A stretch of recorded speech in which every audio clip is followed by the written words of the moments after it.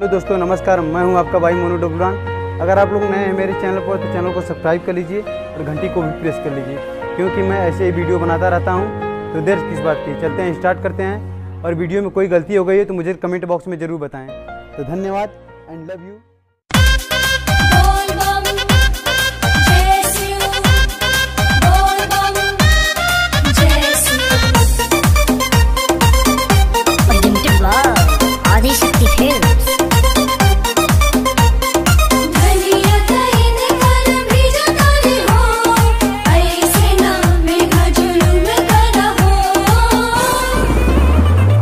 बड़ी तेज गरज बदरिया राजा हमरा डर लागता।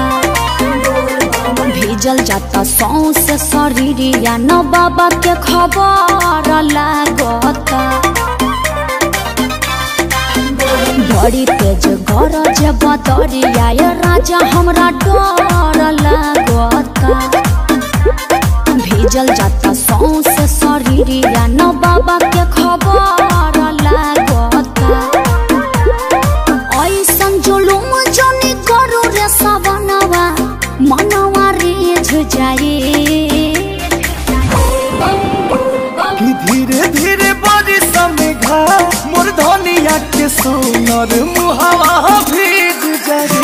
अरे धीरे धीरे बारिश में घा कि धनिया के सोनर मुहावा भीग जाए।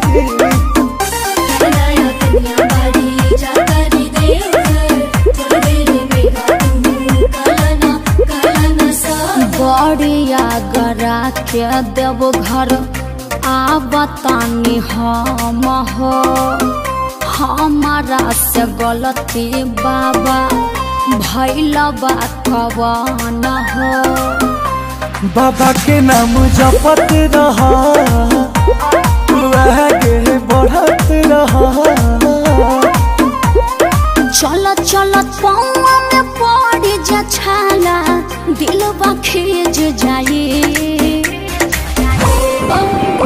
कि धीरे धीरे बारिश में घा मोर धनिया के सोनर मुहावा भीग जाए। अरे धीरे धीरे